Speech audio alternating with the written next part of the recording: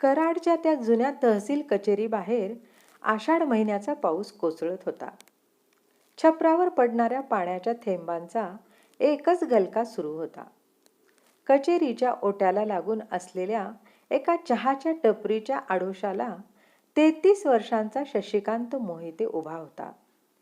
त्याच्या गळ्यात सोन्याची जाड साखळी आणि हातात सोन्याचे कडे चमकत होते. त्याने खिशातून एक 500 रुपयांचा मुद्रांक कागद स्टॅम्प पेपर काढला आणि समोर उभ्या असलेल्या त्याच्या लहान बहिणीसमोर 30 वर्षांच्या माधवीसमोर धरला. माधू, वेळ नाहीये बघ जास्त. वकिलाने आज सगळी तयारी केली आहे. बाबांवरचं सोसायटीचं कर्ज फेडण्यासाठी महामार्गालगतची ती 5 एकर जमीन बँकेत गहाण ठेवायची आहे. त्यासाठी तुझी सही हवी आहे. सासरच्या लोकांचा काय भरोसा? उद्या त्यांनी काही कटकट केली तर? तू सही कर. जमिनीचा तुझा हिस्सा मी नंतर तुझ्या नावाने व्यवस्थित करून देईन. तुझ्या या भावावर विश्वास आहे ना तुझा? शशिकांतचा आवाज त्या पावसाच्या आवाजातही जरबेचा आणि घाईचा होता. माधवीने आपल्या ओल्या साडीचा पदर हाताने घट्ट पिळला. तिच्या डोळ्यात केवळ अश्रू नव्हते, तर भावाबद्दलचा एक आंधळा विश्वास होता. 3 महिन्यांपूर्वीच त्यांचे वडील आनंदराव त्यांना सोडून गेले होते. वडिलांच्या निधनानंतर शशिकांतच तिच्यासाठी सर्वस्व होता. शशी दादा, मला जमिनीची काय हाव आहे रे? तू सांगतोस ना, मग झालं. बाबांचं कर्ज फिटत असेल तर मी कोऱ्या कागदावरही सही करायला तयार आहे. माधवीने वकिलाने पुढे केलेल्या पेनने त्या दस्तऐवजावर आपली स्वाक्षरी उमटवली. तिने सही करताच शशिकांतच्या चेहऱ्यावर एक क्रूर विजयी हास्य उमटले. त्याने वकिलाकडे पाहून डोळे मिचकावले. माधवीला वाटले की ती जमीन गहाण ठेवण्याच्या कागदावर सही करत आहे, पण प्रत्यक्षात तो वडिलांच्या संपूर्ण 5 एकर बागायती जमिनीवरील स्वतःचा हक्क कायमचा सोडणारा हक्क सोड पत्र होता. शशिकांतने एका झटक्यात आपल्या सख्या बहिणीला तिच्या हक्काच्या मालमत्तेतून बेदखल केले होते. त्या घटनेनंतर अवघे 6 महिने उलटले. माधवीला जेव्हा गावातील तलाठ्याकडून समजले की त्या 5 एकर जमिनीच्या सातबाऱ्यावर आता केवळ आणि केवळ शशिकांत मोहिते याचेच नाव लागले आहे, तेव्हा तिच्या पायाखालची जमीनच सरकली. ती तशाच अवस्थेत एसटी बस पकडून कराडजवळील शशिकांतच्या त्या नवीन दुमजली बंगल्याबाहेर आली. बंगल्याच्या दारापाशी शशिकांत आपल्या काही बिझनेस पार्टनरसोबत नवीन कमर्शियल कॉम्प्लेक्स आणि पेट्रोल पंपाच्या डिझाईनवर चर्चा करत बसला होता. शशी दादा, हे काय केलं रे तू? माधवीने दारात उभं राहूनच विचारले. तिचा आवाज रडवेला झाला होता. तू मला म्हणाला होतास की जमीन गहाण ठेवायची आहे. तू माझा हक्कसोड पत्र लिहून घेतलंस. वडिलांच्या मालमत्तेत माझा अर्धा हक्क होता ना दादा. माझ्या नवऱ्याची तब्येत ठीक नसते. शिलाई काम करून मी कसाबसा संसार चालवते. तू माझ्याशी एवढी मोठी फसवणूक कशी करू शकला रे? शशिकांत खुर्चीवरून उठला. त्याच्या मित्रांसमोर त्याचा इगो दुखावला गेला होता. त्याने हातातला सिगारेटचा तुकडा खाली फेकला. ए माधू, आवाज खाली. कसला हक्क आणि कसली फसवणूक? मुली लग्नानंतर दुसऱ्याच्या घरात जातात. वडिलांची जमीन सांभाळणं, तिथला ऊस कल्टिवेट करणं ही आम्हा पुरुषांची कामं आहेत. कायदेशीररित्या तू स्वतः सही केली आहेस. आता 7/12वर माझं नाव आहे. चल निघ इथून. पुन्हा या उंबरठ्यावर यायचं नाही. शशीदादा, तू पैशासाठी एवढा आंधळा झालास? मी तुझी सख्खी बहीण आहे. माधवीच्या डोळ्यातून घळाघळा पाणी वाहू लागले. बहीण भाऊ गेले चुलीत. या जगात फक्त पैसा बोलतो. सिक्युरिटी, बाहेर काढा हिला. शशिकांतने पाठ फिरवली. माधवी त्या बंगल्याचा उंबरठा उतरली. जाताना तिने मागे वळून शशिकांतकडे पाहिले. तिच्या नजरेत आता राग नव्हता, तर एक अथांग आणि भयानक शांतता होती.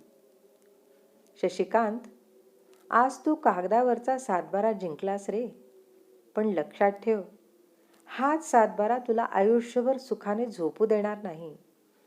नियतीचा हिशोब जेव्हा सुरू होईल तेव्हा तुला हा पैसा वाचू शकणार नाही. माधवी शांतपणे चालत गेट बाहेर निघून गेली. वेळेची उडी 5 वर्षे निघून गेली. या 5 वर्षात शशिकांतचे आयुष्य पूर्णपणे बदलले होते. माधवीकडून हिरावून घेतलेल्या त्या 5 एकर जमिनीवर आता एक भव्य हायवे, पेट्रोल पंप आणि 3 मजली शॉपिंग कॉम्प्लेक्स उभे होते. शशिकांत आता परिसरातील सर्वात मोठा ऊस कंत्राटदार आणि श्रीमंत व्यक्ती झाला होता. समाजात त्याची मोठी पत होती. पण निसर्गाचा एक नियम आहे, तो एका हाताने देतो तर दुसऱ्या हाताने खिसा रिकामा करतो. शशिकांतचा एकुलता एक मुलगा 8 वर्षांचा अद्वैत एका अत्यंत दुर्मिळ आणि गंभीर आजाराने ग्रस्त होता. Thalassemia major. अद्वैतचे शरीर स्वतःहून लाल रक्तपेशी तयार करू शकत नव्हते. त्यामुळे त्याला दर महिन्याला शरीरात नवीन रक्त चढवावे लागायचे. शशिकांतने मुलाच्या उपचारासाठी पुण्याचे, मुंबईचे मोठे डॉक्टर केले होते. तो महिन्याला लाखो रुपये पाण्यासारखे खर्च करायचा. पण अद्वैतचे रक्त ओ निगेटिव्ह या अत्यंत दुर्मिळ ब्लड ग्रुपचे होते, जे सहज उपलब्ध होत नसे. एक दिवस रात्री अचानक अद्वैतची तब्येत भयंकर बिघडली. त्याला असह्य वेदना सुरू झाल्या आणि त्याचे शरीर पांढरे पडू लागले.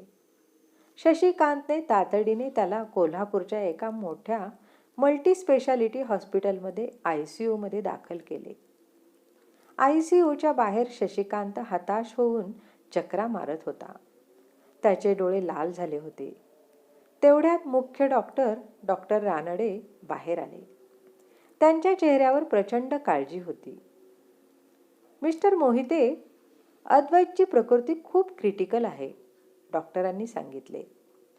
त्याच्या शरीरातील हिमोग्लोबिनचा स्तर अत्यंत खालावला आहे. त्याला तातडीने ओ निगेटिव्ह रक्ताची गरज आहे. आमच्या ब्लड बँकेत सध्या स्टॉक नाही. आम्ही इतर शहरांमध्ये संपर्क साधला आहे, पण कुठेही रक्त मिळत नाहीये. जर पुढच्या 2 तासात रक्त मिळालं नाही तर मुलाचे अवयव निकामी व्हायला सुरुवात होईल. त्याचा जीव वाचवणं कठीण आहे. डॉक्टर, माझ्याकडे कोट्यवधी रुपये आहेत. तुम्ही प्रायव्हेट चॉपर पाठवून मुंबईवरून रक्त मागवा.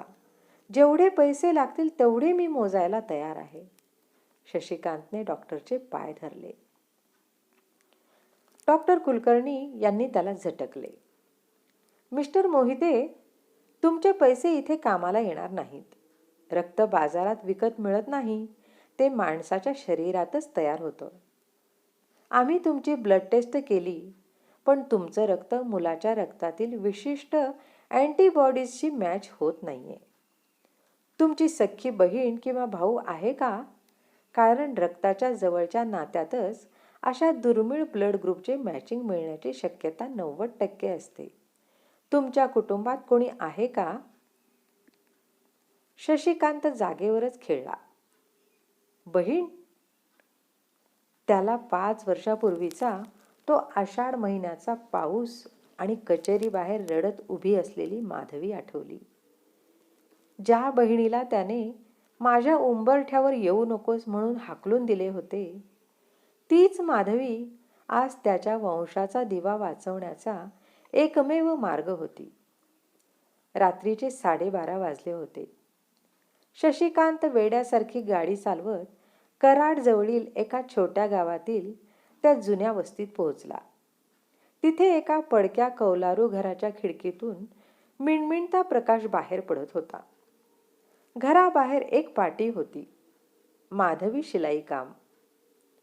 शशिकांतने दारावर जोरात थापा मारल्या. माधू, माधू, दरवाजा उघड. दरवाजा उघडला.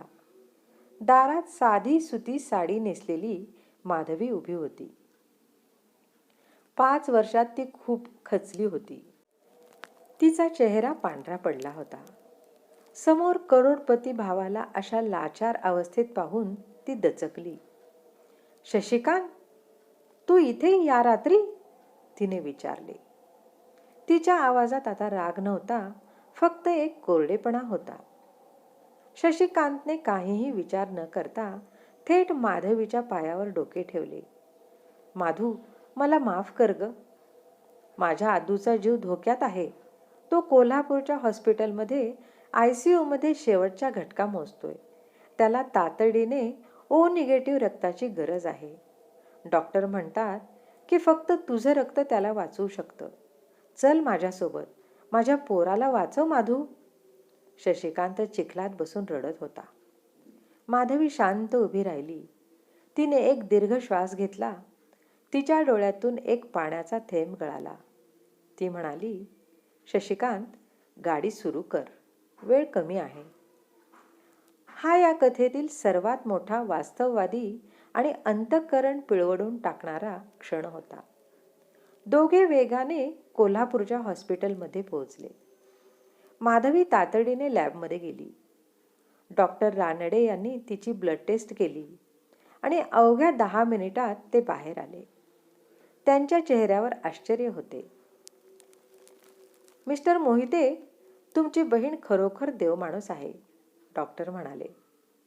तिचं रक्त अद्वैतशी 100% मॅच झालं आहे. पण काय डॉक्टर? रक्त द्या ना लवकर, शशिकांत ओरडला. पण अडचण अशी आहे, तुमच्या बहिणीच्या शरीरात रक्ताची खूप कमतरता आहे. ती खूप अशक्त आहे. शास्त्रानुसार आम्ही तिच्या शरीरातून जास्त रक्त काढू शकत नाही, कारण त्यामुळे तिच्या स्वतःच्या जीवाला धोका निर्माण होऊ शकतो. पण ती हट्ट धरून बसली आहे की पूर्ण 1 युनिट रक्त काढायलाच हवं, डॉक्टरांनी सांगितले. शशिकांत काचेच्या खिडकीपाशी गेला. आतल्या बेडवर माधवी झोपलेली होती.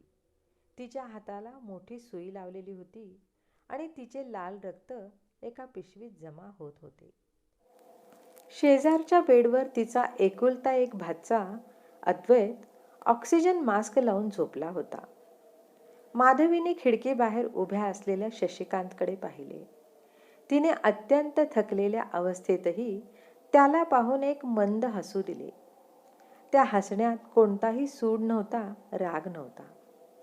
शशिकांतने स्वतःच्याच डोक्यावर हात मारून घेतला. मी कोणत्या मातीचा बनलो होतो? ज्या जमिनीसाठी, ज्या पैशासाठी मी हिच्या आयुष्याचं वाटोळं केलं, तीच बहीण आज स्वतःच्या जीवाची पर्वा न करता माझ्या मुलाला स्वतःचं रक्त देऊन जिवंत करत आहे. त्याचा तो सातबाराचा, गाडीचा, बंगल्याचा खोटा इगो एका सेकंदात चिखलात विरघळून गेला होता. तेवढ्यात मुख्य नर्स फाईल घेऊन तिथे आली. तिने शशिकांतला पाहिले आणि म्हणाली, अरे, तुम्ही या अद्वैतचे वडील आहात का? हो, काय झालं? शशिकांतने विचारलं. तुम्हाला एक गोष्ट माहीत आहे का?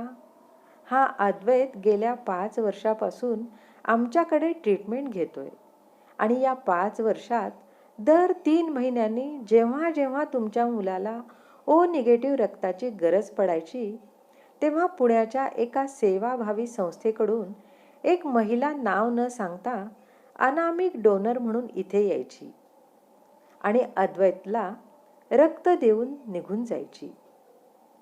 तिने हॉस्पिटलला सक्त ताकीद दिली होती की तिच्याबद्दल घरच्यांना काहीही सांगायचं नाही.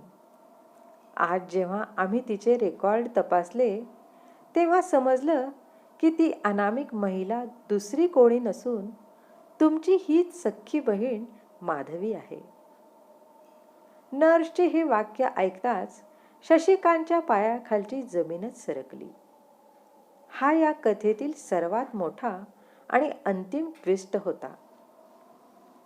शशिकांतला आठवले, गेल्या 5 वर्षात अद्वैत जेव्हा जेव्हा रक्ताच्या कमतरतेमुळे मरणाच्या दारातून परत यायचा, तेव्हा तो देवाचे आभार मानायचा, पैशाचा माज दाखवायचा.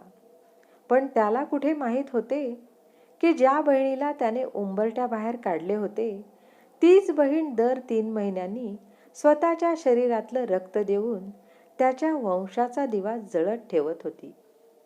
ज्या भावाने तिचे जगणे हिरावले, ती त्याच्या मुलाला जीवनदान देत होती. शशिकांत ICUच्या दारापाशी कोसळला. तो स्वतःचे तोंड दाबून रडू लागला, जेणेकरून त्याचा रडण्याचा आवाज आत जाऊ नये. 2 तासानंतर विधी पूर्ण झाला. अद्वैतच्या चेहऱ्यावरची पांढरी काजळी निघून गेली होती. त्याचे डोळे उघडले होते. त्याने ऑक्सिजन मास्क काढला आणि खिडकी बाहेर पाहिले. बाबा, आत्या आलीये का? मला स्वप्नात आत्या दिसली. माधवी बेडवरून सावकाश उठली. ती अत्यंत अशक्त झाली होती. शशिकांत आत धावला. त्याने अद्वैतला जवळ घेतले आणि नंतर तो माधवीच्या समोर हात जोडून उभा राहिला. माधू, मला काय शिक्षा द्यायची ती दे ग, पण मला एवढं मोठं कर्जदार करू नकोस.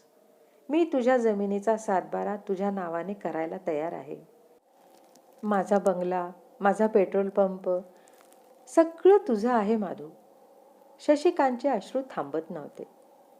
माधवीने हळूच अद्वैतच्या डोक्यावरून हात फिरवला आणि नंतर तिने शशिकांतचा तो सोन्याचे कडे असलेला हात आपल्या हातात घेतला.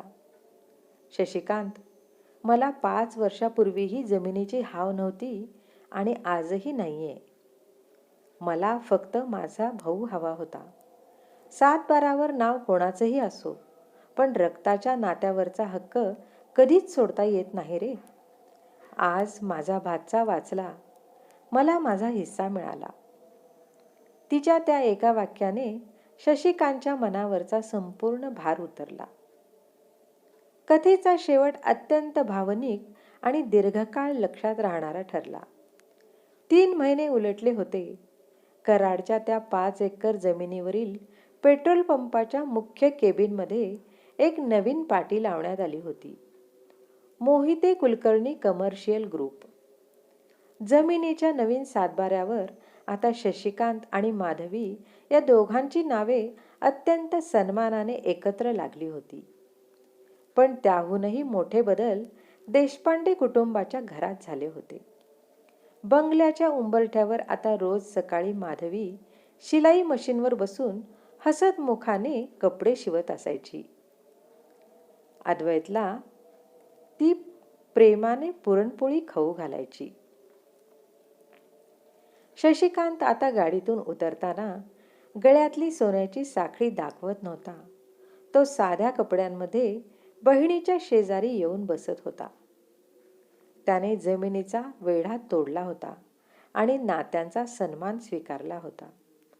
खिडकी बाहेर कराडच्या महामार्गावरून गाड्या वेगात धावत होत्या आणि त्या बंगल्याच्या आत एका भावाने आपल्या बहिणीच्या निस्सीम प्रेमासमोर नतमस्तक होऊन नात्यांचा खरा 7/12 लिहून काढला होता. रसिक श्रोते हो, कथा आवडली असेल तर लाईक करा, शेअर करा आणि चॅनलवर नवीन असाल तर सबस्क्राईब करा. पुन्हा भेटूया अशीच एक नवीन कथा घेऊन. जय श्रीराम.